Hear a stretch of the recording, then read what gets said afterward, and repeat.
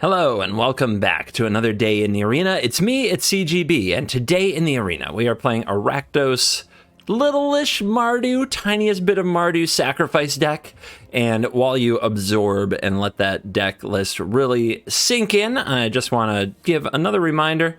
Going to Las Vegas. So if you're attending Las Vegas the 19th through the 21st and you see me there, feel free to say hello. It would be fun to meet some fans. It would be fun to get out there and meet all you guys. I went into the COVID-19 lockdown as a mostly unknown YouTuber. Came out much more known. People seem actually really excited that I'm going. So just a reminder, if you see me in Las Vegas, go ahead and say hi. Also, reminder, Crimson Vow is dropping on Thursday. So we're going to have a big release Twitch stream on Thursday, so make sure to check out twitch.tv. I'll put reminders here, of course. But Thursday, we're going to play a whole bunch with the new cards from Crimson Vow and see how they change this format, hopefully for the better, and give you the first look at how those cards break down on Thursday. Thursday. Crimson Vow, Thursday. All right. What are we playing today? Rakdos Sacrifice. And it's a different kind of list, one of my own creation and brewing. Voila! Is it? The main thing I think I need to dive right into saying it is my own build is because there's probably some things that you're looking at it going, what the hell are you doing, CGB? What's wrong with you? There are no Innistrad Predators in this deck list. I love Innistrad Predator. Very sweet card. Very different kind of style of deck that you can build with Innistrad Predator. The big problem, it gets hit by Fading Hope, it gets hit by Divide by Zero, it just goes flying back to the hand, it gets hit by Brutal Cathar and Skyclave Apparition. The only one who has trouble killing it is green. And yeah, I like beating green. Beating green's important, but there's more to deck building and the format than beating green, unfortunately. It would be easy if we only had to beat one thing. So yeah.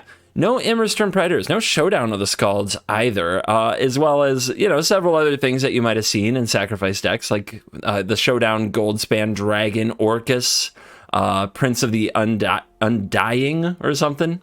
All of those cards are options that you can play in the deck. And in this case, I've just kind of taken a road and continued to pursue it, and eventually ended up where I wanted to be. The point of the deck is I wanted a deck that could play cheap creatures and deal a lot of damage to the opponent in both over time and in burst damage so that you could actually beat decks like Alrund's Epiphany. But I also wanted to be able to play control against decks like mono white and mono green. I wanted to be able to slide simple and easy over into being a Meathook Massacre sweeper burn down the house deck so that when the opponent extends, because they see all of our little creatures doing weird little sacrificey stuff, we just nuke them. We also have a little bit of spice in the deck, like Zariel, the Archduke of Avernus, which you may have never seen. This one out of Forgotten Realms is a 4 loyalty mythic planeswalker. The +1 gives +1 +0 and haste until end of turn. Very good with a few specific cards in the deck. The double striking Extus comes to mind, and the Blood Avatar, of course, comes to mind. The Devils going wide is very, very good. Hunt for Specimens and Pest Summoning with a +1/+0 and haste is very, very good. Tainted Adversary with the haste is very, very good. Mascot Exhibition with the haste is very, very good. The other ability to make Devils helps kind of contribute to the sacrifice theme. You have more fodder, and it continues to keep getting chip damage in at the opponent's face. The -6 never happens. Just don't worry about it. But when it does, it's really good with Awaken the Blood Avatar. This mythic coming to you out of Strixhaven. We haven't seen in a little while on the channel, but it's a very, very good mythic, and we're mostly casting it on the backside here, which is why we play so many cheap creatures, because it reduces the cost of the spell for 2 for every creature that you sacrifice when you cast it, and you make a 3/6 black and red avatar creature token with haste, and whenever it attacks, it deals 3 damage to each opponent. It's vicious. It closes fast, and not a lot of people come prepared for 6 booty toughness with haste. So it's very strong card, but Extus is very castable as well, and also has double strike and can help you get your creatures back when you play spells. I don't have any way to steal the opponent's creatures. 2 things about that. 1, they don't always have them. There's a lot of control in this meta. And 2, there's just not a cheap way to steal them. Not a good cheap way. You guys can come up with like Price of Loyalty, and I played that deck in Standard 2022, and Nope, I'm just not into those cards. I'm way off it. Kalain is another card that's missing here, and I would decide to run a different variety. I think Kalain goes well in a deck that also runs Innistrad Predator. In this deck, I went with Hunt for Specimens, 1 Jadar, 1 Skyclave Shade, and 1 Tainted Adversary to have a variety of cards that could scale into the mid and late game very effectively, much the way that hopefully our Extus and our Sweepers and our Planeswalkers do as well. And of course, our little critters, our sacrificial fodder, they make the world go round. Eye Twitch, Shambling Guest, Fireblade Charger, ways to turn them into cards, 3 Deadly Disputes, and 4 Village Rites. So it's an interesting deck. The matchups are very, well, it goes a little this way, a little that way. Here come the stats. We have a 67% win rate. So going 6-3 in a format that's pretty much solved, I would call a bit of a win, a success, you could say. Absolutely trouncing mono white, which is a beautiful feeling. Green, so tough. Old Growth Troll, what a card. That card should just, wow. What a card. Mono black is very, very difficult. Blue and white is very much like, don't flood out. That's my advice. So the black decks, other decks that play black or control decks, we don't have as much card advantage in here as we have in like a version with Showdown of the Scalds. We don't go that well into the late game. Our best hope are Village Rites and Deadly Dispute, but eventually we draw lower impact cards and flood out. So you've got to get under them. You got to get pressure on them quickly and don't flood out. It could be bad. All right. I've introduced the deck. We've talked a little about what win rate you can suspect in the games. Expect to see some crafty, sneaky lethals out of nowhere against white and against green. And also a little lesson in why green, it doesn't matter how many sweepers you have. They just, sweepers and green, man. You can't sweep them enough times. It's just impossible. But I think you're really going to enjoy these games. So I'll see ya in the next video. You're cool. All right. Sweet hand on the play. We go tap, untap Shade, untap, probably draw cards. Gas? Gross. Does that mean we play the Adversary instead? Nah. We can just get the Shade back.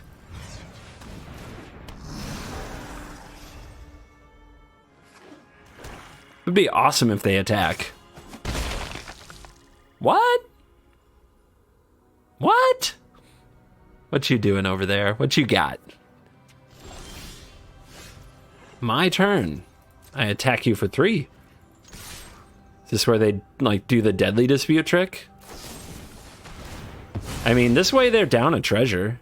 So... haha! I know that trick.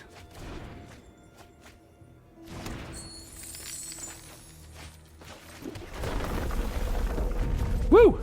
It's back!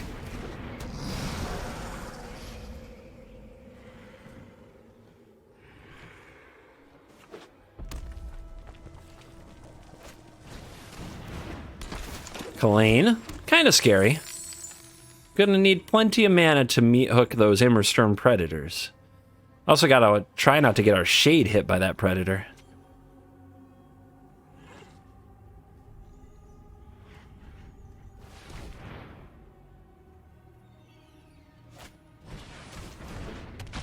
Another Ghast, okay. Okay, gamer. So tricksy. The biggest thing when you have the Skyclave Shade is remembering when to play your land. After your Shade dies, that's when.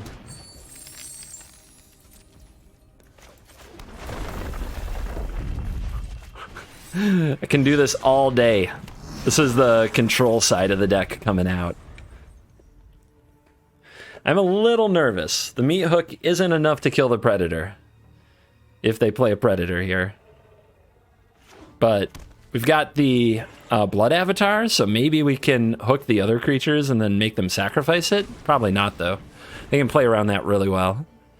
Maybe that was a good reason to hook last turn. Oh, okay, they didn't use the treasure. Now we can draw an untapped land and get there. Weird.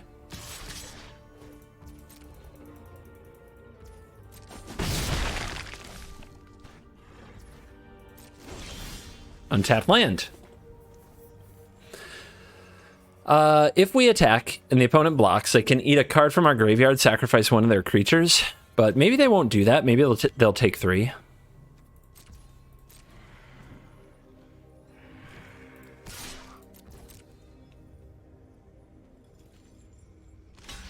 Okay.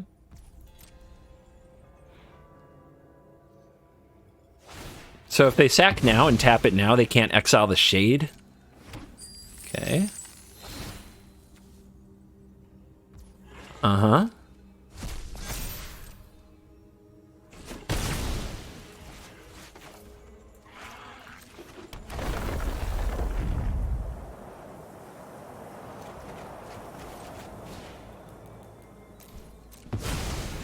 I wonder why they didn't use their treasures.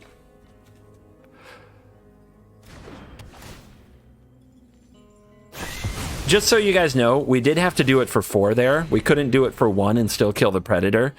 Just because it showed 1 toughness doesn't mean it actually has 1 toughness, because damage did that and it's indestructible, so damage can't kill it. So doing a hook for 1 there would not kill the Predator. That's why they kept the treasure. They got my burn down the house. Or is this mine? Okay. So if this dies, we can get the... Oh, what is it called? It's the fumes, but it's too slow, I think.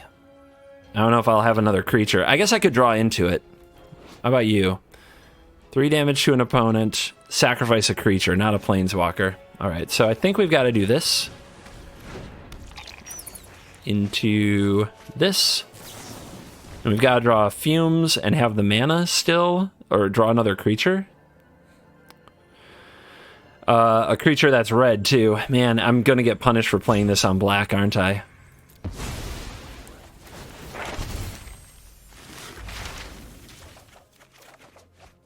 Okay, we drew the red creature. And we drew the untapped land. That went perfectly.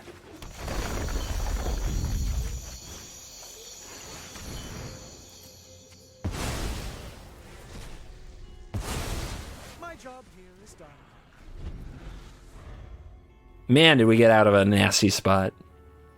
Now let's see what they do. Do they burn down the house for the devils? Do they attack with the Haven? We're definitely behind on tempo now.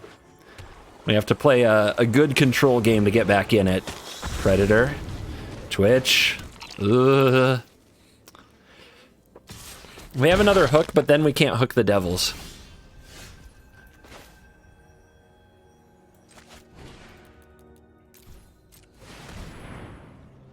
And now they get our Shade.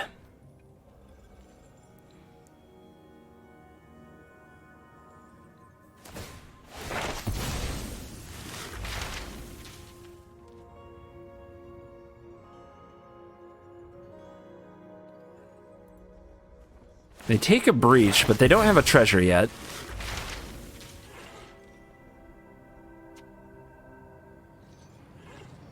These are good sacrifices to the Predator, because this, well, I guess we have a hook down now, so it actually doesn't matter if they sacrifice them here or not. I was going to say it prevents us from gaining the life, but since we already have a hook on the battlefield, it doesn't work that way.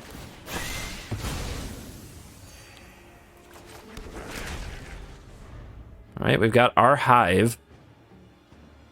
Let's see what they do now. They have Mascot Exhibition.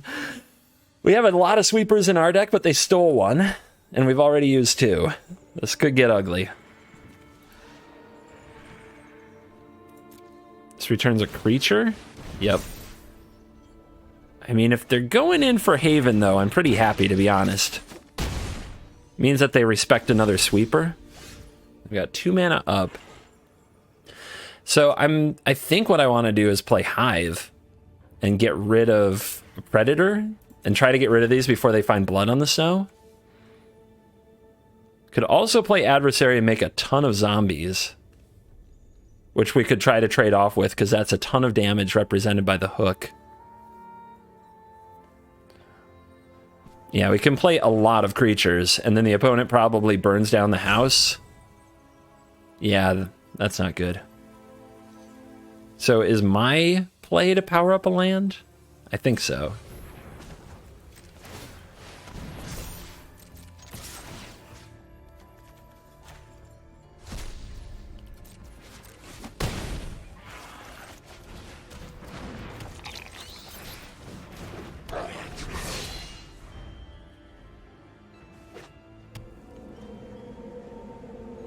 Choices, choices. What do?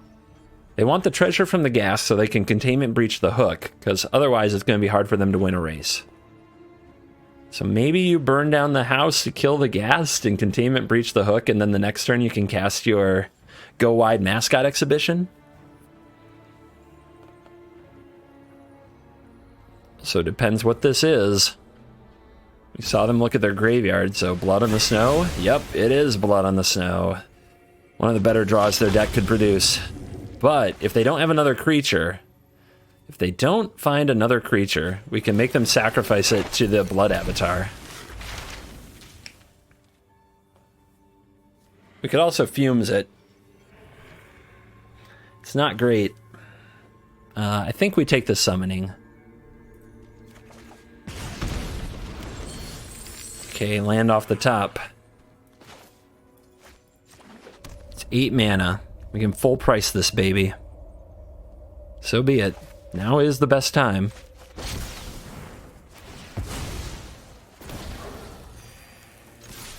Keep gaining that tempo. Look how low they are now. They're down to 7. Burn down the house doesn't kill it. This time they don't draw Blood in the Snow. They draw land. Oh yeah, you're in trouble now. This does not have Menace. Does have Mega Booty.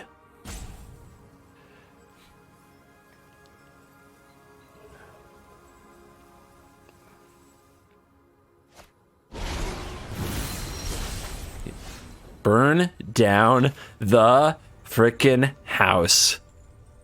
What a draw.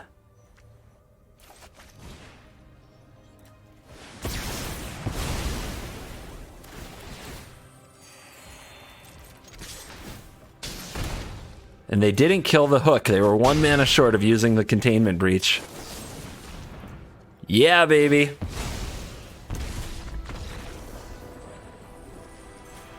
What a way to go. Yeah, we'll try that. Looks pretty fun.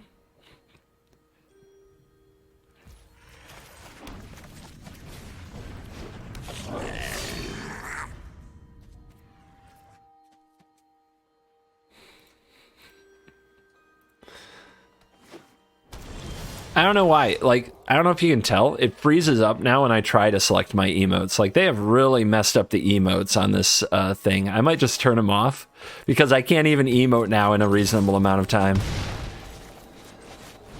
They're playing mono green. They're no friend of mine. Exiled from the dojo. Just kidding. Kind of.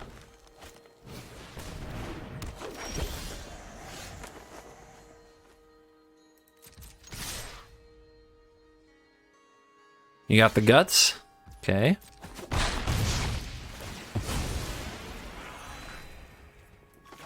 Let's make sure we get a land here.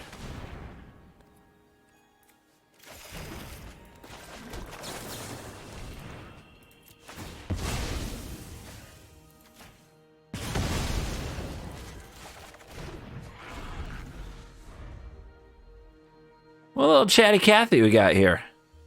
So, which of my amazing 3-drops should I play?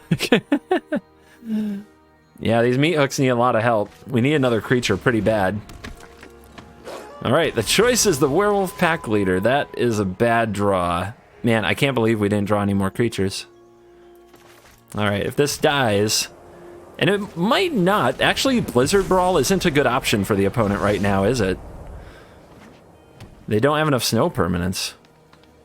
Let's see if they go for it. Even then, we need something to sacrifice to this dispute. Need those little critters. I guess I'll just play Asika's Chariot, says the opponent. Okay. Alright. We go... Owie. Get out. Gonna make him play another 4/4, I guess. We might get nothing out of this Exodus, though.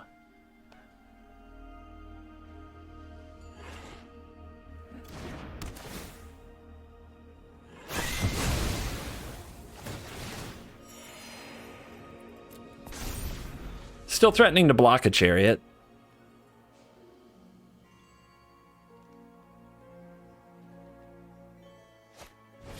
That's a snow permanent.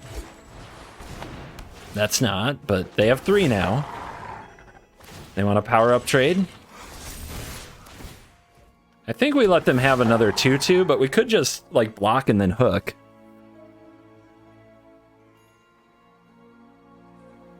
I'm not doing it. I like this card. I'm feeling fine.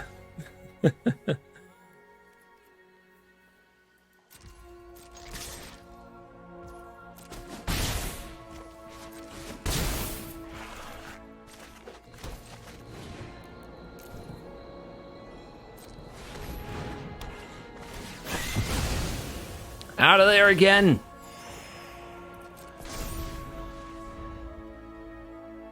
If we sacrifice the Exodus, we don't get a creature back because it's not on the battlefield. It's part of paying the cost for this.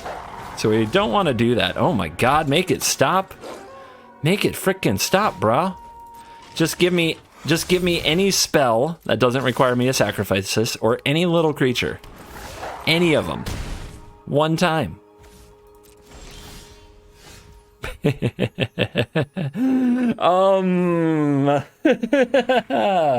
Okay. Well, ruined my own creature by a lot. We get back Charger, I guess? If we tap right? No, we don't. We don't have enough red. God! Why is this so hard? This is so freaking hard. Alright. Devils.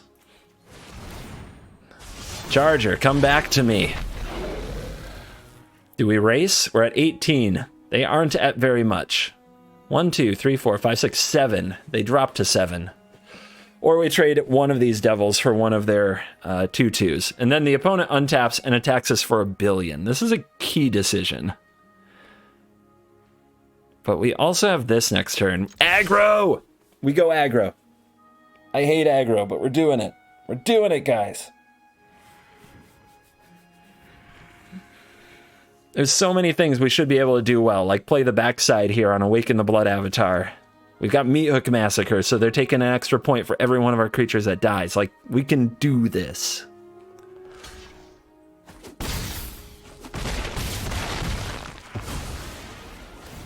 I think we just kill them, right? So 1, 2, 3, 4, 5, 6, 7, 8, 9, 10, 11, 12, 13. Like, we're not close to death. Kill them. Every point could matter. They don't have a lot of life gain. Just Inscription. And I think we would have seen Inscription before. No, not necessarily. I thought maybe they had a chance to, like, Inscription fight the Exodus, but I don't think they have.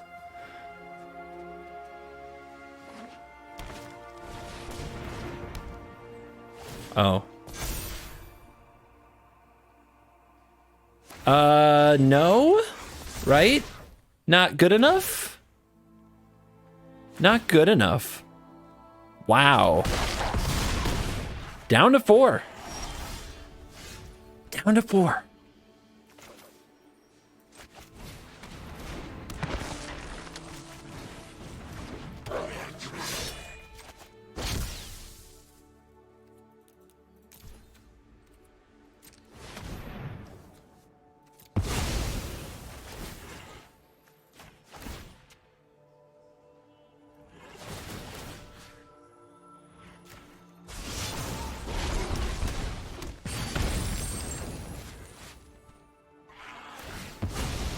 Sacrifice, 3/6.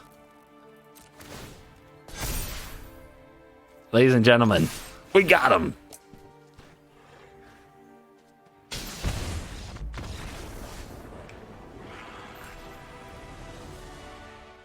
Yeah, we'll keep it. Looks fun. Looks like what I built the deck for.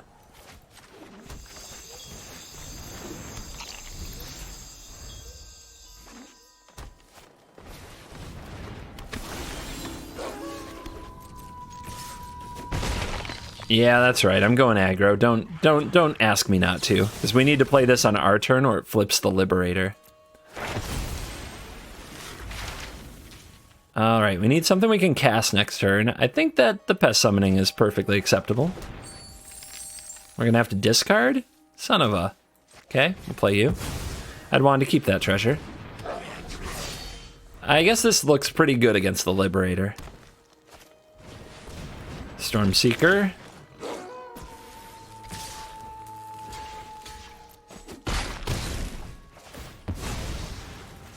Kill it. Pretty good. Massacre. All right. Here's some pesties.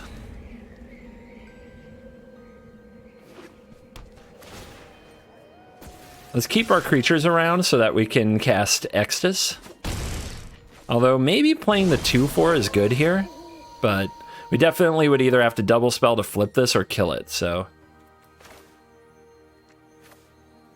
I guess there's 2 red there. Let's go with a black.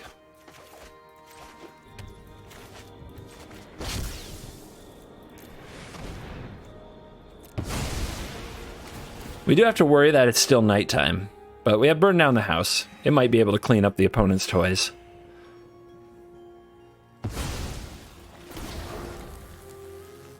That butt. Oh my gosh, it's so big. What are you gonna do? You gonna bolt it? It won't help you. They're like touching it, like,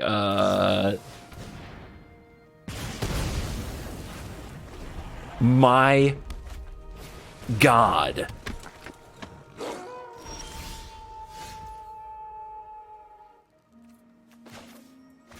Okay then, I'm dead to a land. No, I'm not. No. This is what we do. We make the devils. We make the devils. The devils can help take down the Inferno with the help of the Meat Hook Massacre.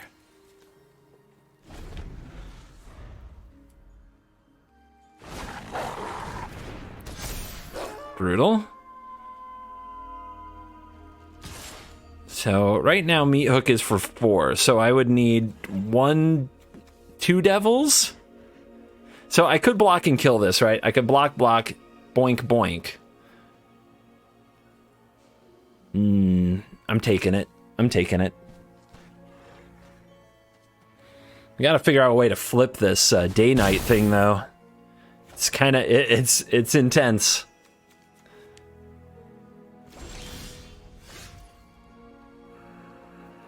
Oof.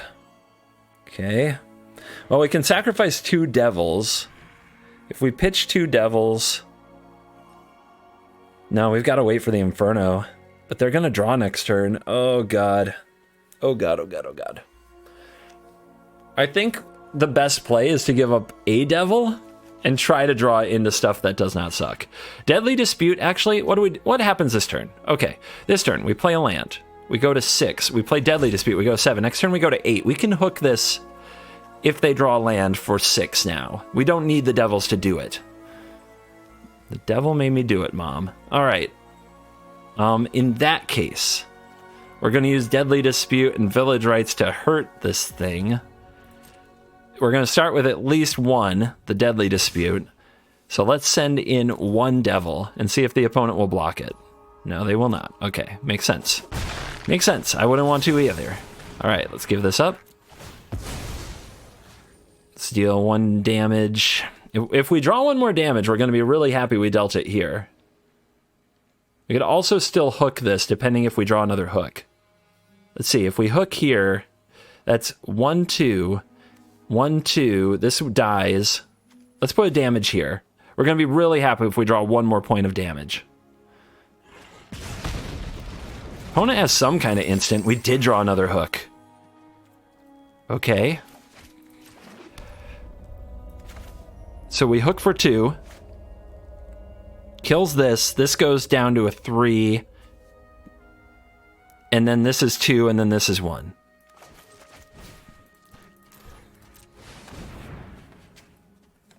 Got to keep the treasure in case they hit the land for the Inferno. Also, they have an instant here. I'm guessing it's Snakeskin Veil. So let's... if I point both at this, though, and they play Veil, it's still going to save it. So may as well not play around that. Because they can just do it with both these triggers on the stack. Okay, so they have, I think, Slash now. I think it's the nighttime lightning bolt. This is a huge draw too. We go to 8. I still can't believe, guys. I cannot believe I lost the last avatar. The last avatar. I cannot believe I lost my last avatar to a frickin' Dragon's Fire for 6. Tie game. Do they have another Inferno? That would be gas. They pass to Knight. This is 6 damage. How do we get the last 3? Bugbear? They kill it, right? They're gonna kill it. Is there another way to do it? I can sacrifice this, that's 1. This, if it dies to the hook, is 2. So if they kill this, it's potentially lethal?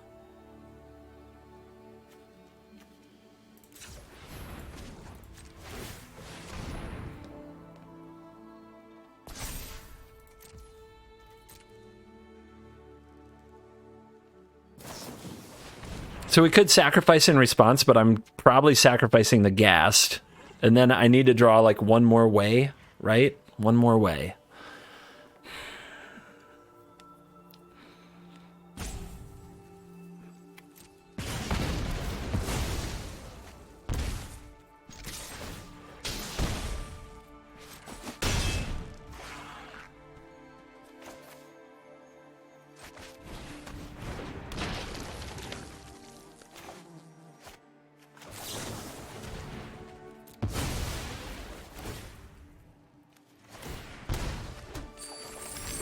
Shade. Crap. I mean, we're probably fine. I just really want a lethal this turn. I was feeling it. I was feeling it. Like we could get there.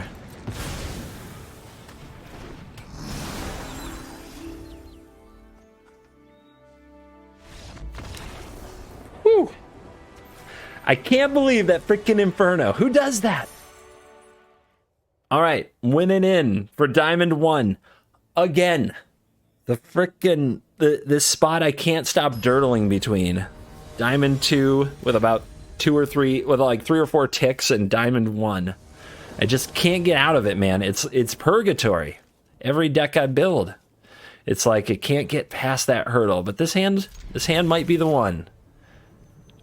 And then, of course, we have to stay in Diamond 1, so when I brew my new deck tomorrow, it has to not lose 3 or 4 in a row to Is It Epiphany and mono green and mono white, and, you know, story. The same story you get when you try to brew at this point in the meta. It's hard. Against green, do I just go get Fumes? Because how do I kill their stuff? I'm going to need a lot of mana.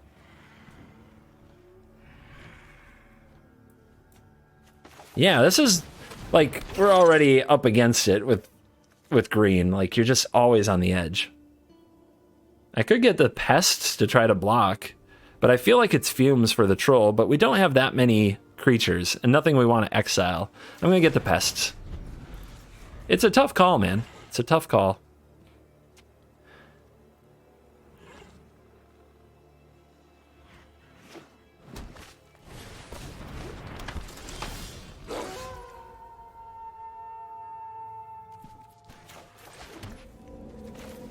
All right. We have a blocking presence if they attack with the pack leader. Gonna need to draw some removals and some sweepies. So hard to survive. There's the troll. Roar. Pass the turn. There's a burn down the house. How do we keep the opponent, though, from attacking and drawing a card next turn? We can't. We cannot do it.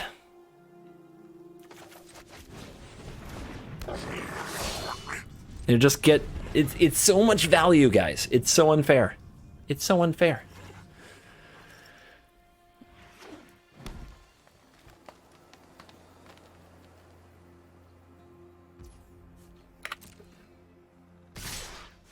Uh-huh.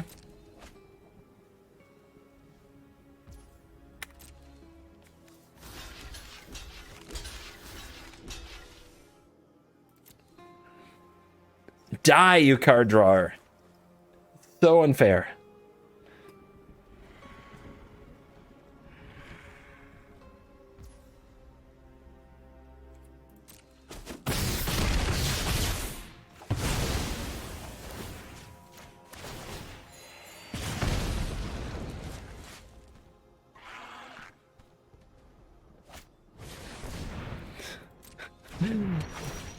Man, that's busted.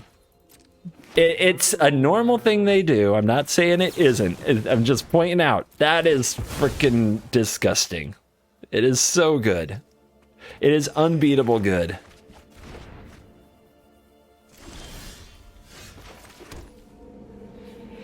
I'll never be Diamond 1 again.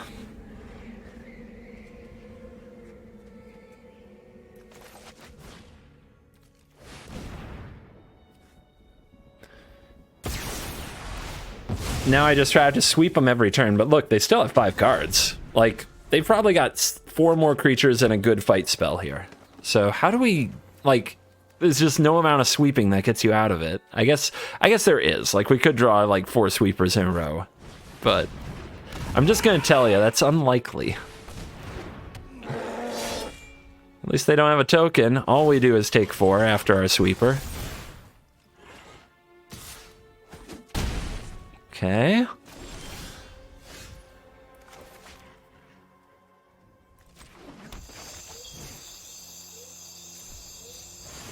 By the way, the opponent is also ramped twice thanks to us killing them.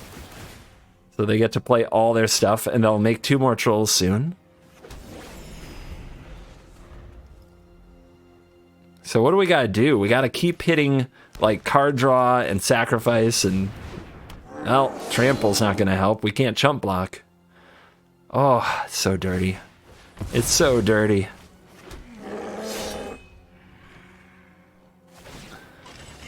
I can't even play. I can't do it. I don't have the heart.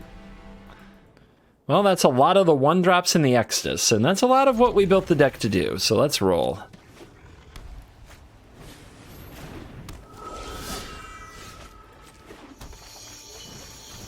Let's go with the Ghast. Should disincentivize their nonsense for a minute.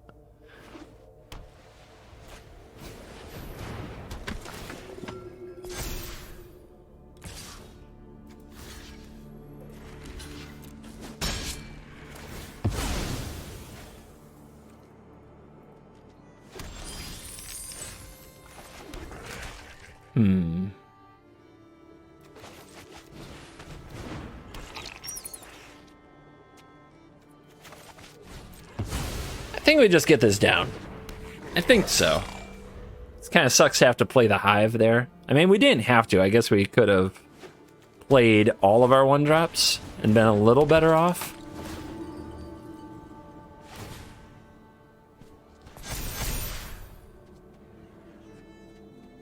Man, do we need Claim the Firstborn. We need it so bad. Let's go get some Pesties. No, we don't need the Pesties. No blocks.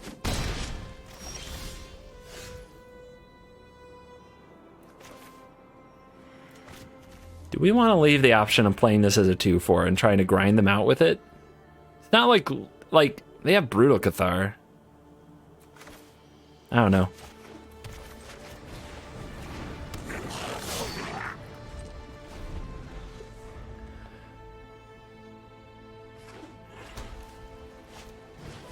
Uh-huh. See if they pay. I'm sure they will.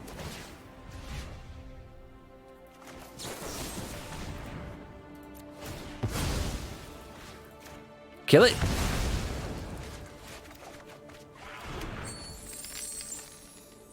Let's see where they put these counters. Probably 1 on each. Makes sense. We can block and kill this one, though. Do we want to? We'll make them sacrifice 1 with the Extus, but maybe it's best to just kill this one now. I don't know. I think that might be an oops.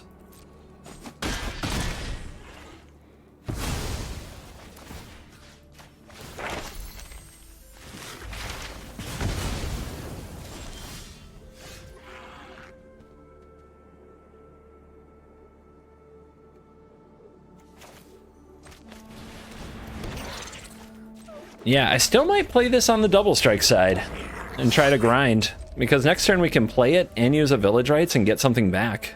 That's really good. Guess it depends. If they go for the Haven here and they untap with just a Luminarch Aspirant, okay.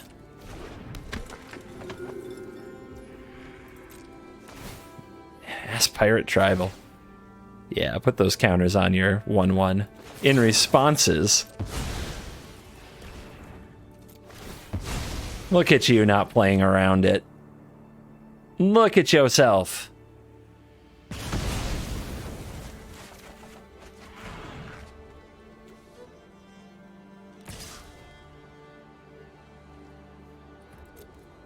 All right.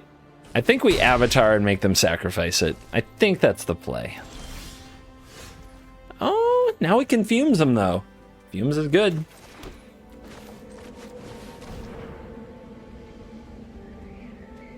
Or just get more pests.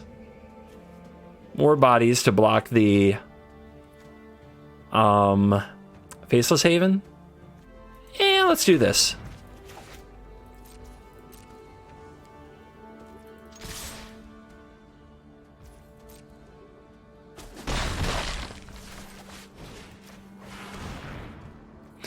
So I'm nervous about playing the Avatar because of Brutal Cathar. The opponent's last card is a Brutal Cathar. They haven't really had a great target for it, so they might be holding it. Skyclave Apparition, same thing. That would be pretty sad.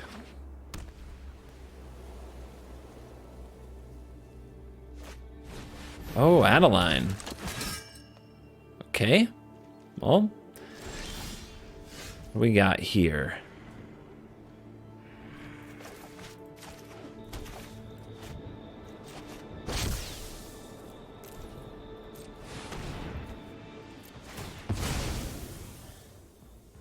Get rid of it. It dies today.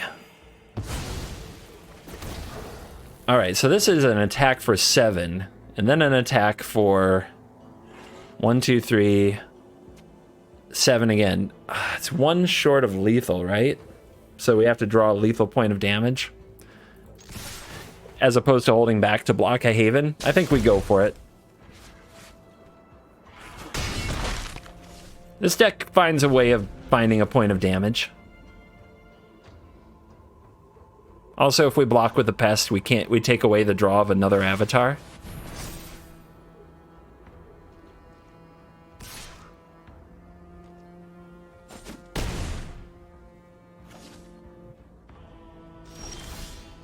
Another Rites. Card in hand. How would they get another 2 points here? Adeline does it. If they go land, power up, Sky Mall, that does it. So we need to have Village Rites open, but that shouldn't be a problem.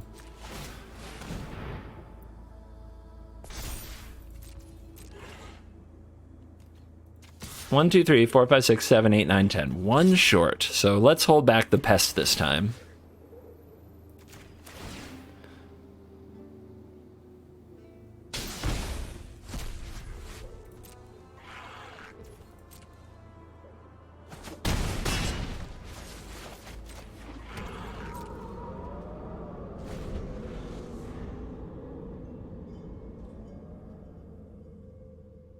If this gets to attack, it's lethal. Okay. Doesn't stop me.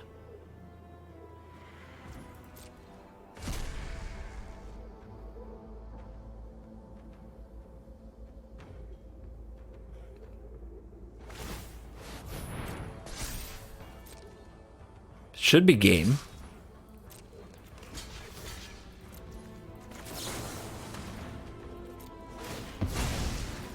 Even if they have a portable hole, we can attack right through it. All right.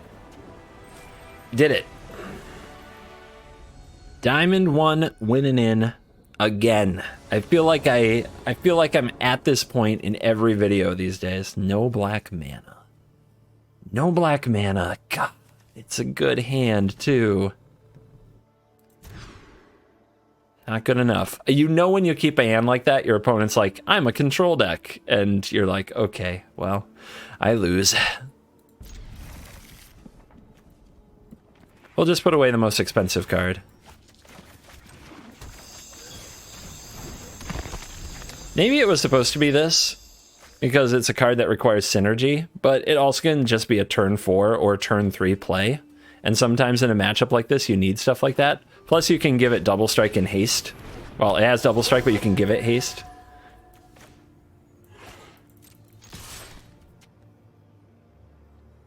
No, we don't hello mono white. No. Ooh. Interesting. They want their aspirant to be alive. They're worried.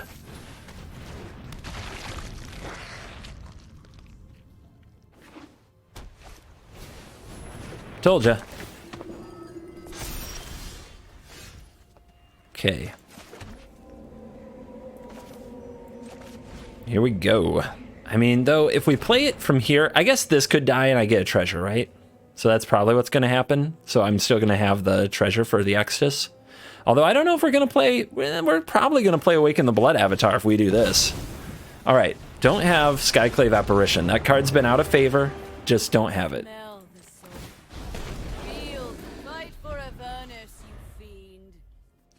Don't have it. That's rude as well. Man. Dumpstered.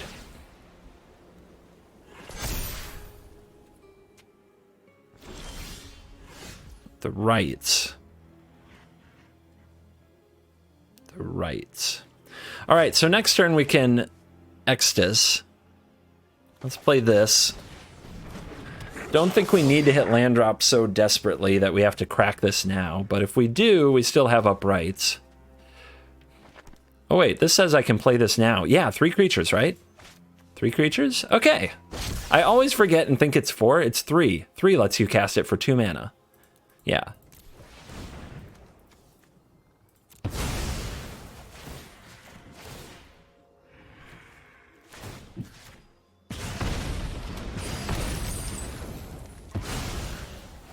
All right, don't Brutal Cathar. Don't do it.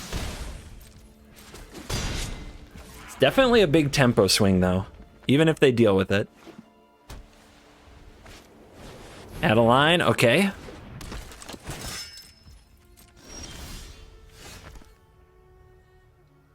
Oh, if they block and we Shambling Gas Village Rights, that's pretty good for us. Do they see it coming? I don't think they see it coming. Behold! The perfect draw! You love to see it.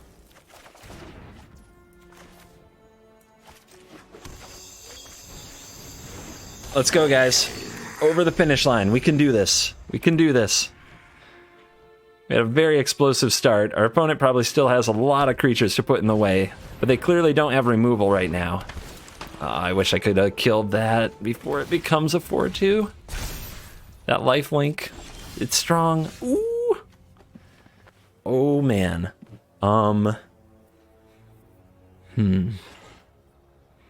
If we plus an attack, do they have to block? Yes, they do.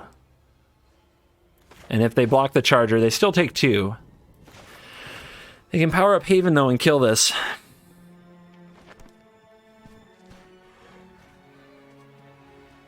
I think we just make a devil. I think we make a devil. I think we still attack with the charger. Trade it for the adversary. No blocks. Down to 2. Wow.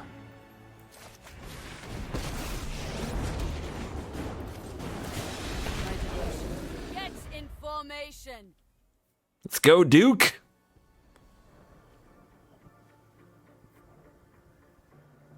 Let's go, creepy red planeswalker nobody plays. You got wings, but you don't fly? What the heck's going on here?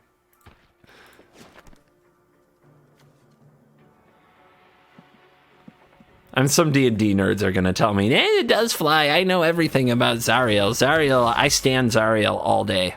And I'm going to be like, all right, that's fine. You got it. Oh, man. Oh, man. If they go up to 6, I can drop them back down to 1. Wait a minute. Okay, if they double attack here, yes, yes. 1, 2, 3, 4, 5. The den! We had it with the treasure, too. It's the den, baby. It's perfectly lethal. All those little points of damage coming through. May I never be Diamond 2 again, ever. It'll never happen.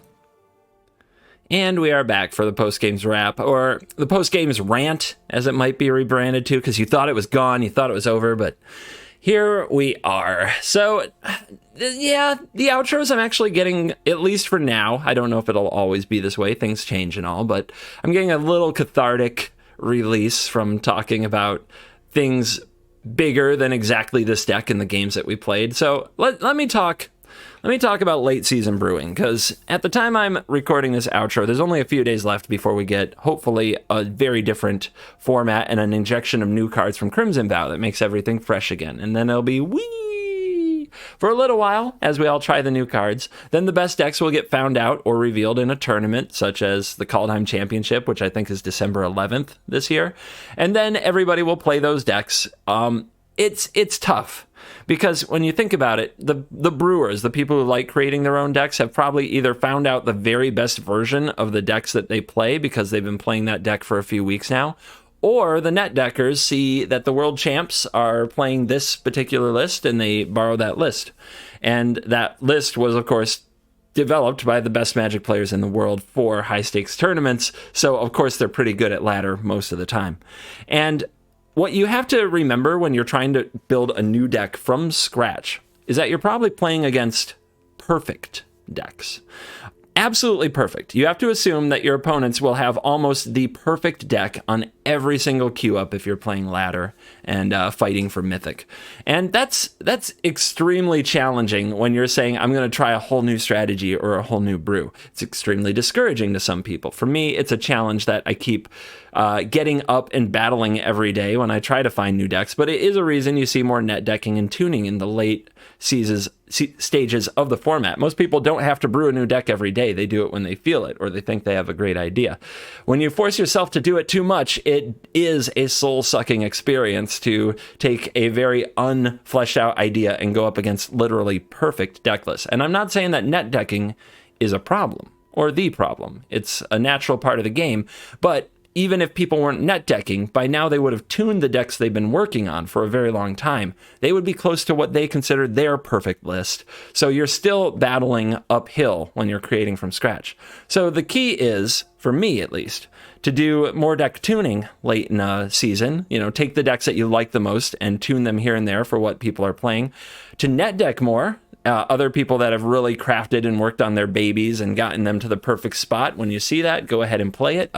Net decking, for all the flack that it gets from ragers on Reddit and in comments, it's a very important part of the game. You can't really expect to get better in a complete vacuum, just doing nothing but making your own deck. It's very important that you play other decks as well. Decks designed by other people, decks that attack from a different way. I mean, I force myself to play decks that attack with creatures. This channel, guys, I don't know if 100,000 subs and more would be that into me playing the same blue deck every single day of my life. I'm gonna guess the answer is no. So yeah, I even dust off the mono red every now and then. You've got to get out of your own shell and challenge your own assumptions, both because, one, you may like it, and two, you might learn something. Now, that takes a lot of wild cards and a lot of crafting. Don't break the budget to play things you're not actually going to like. Let me do it for you. Enjoy the videos. But it's always a bit frustrating, to read comments of people who are like, I'm not going to watch this video because you have Alrund's Epiphany in your deck. You don't have to watch the video. I know that's true. I think we all know that. I treat you all like adults, even though some of you might not be full-fledged adults yet. You all make your own choices. But if you think that not watching the video is like a form of protest, I'm going to tell you, I'm going to play all the decks anyway. This channel is very much an extension of just kind of who I am and how I do Magic. And even when I don't like things that much, I do at least try them to learn from them. So if you're out there net decking late in the format, that's probably a good thing. You're literally going up against perfect decks, and if you need it to kind of give you a variety of experience and stay engaged with the game, you should do it. If you're tuning your deck late in a format, that's probably a good thing. If you're brewing a deck late in the format, don't get discouraged. If you go 50-50 with it against literally perfect decks on ladder, you're doing a good job. So that's my little end of season, how to approach your win-loss records rants. And yeah, just stay positive out there. Enjoy the game. It's fun. It really is. Thank you for watching, staying till the end. I really appreciate that. You are cool.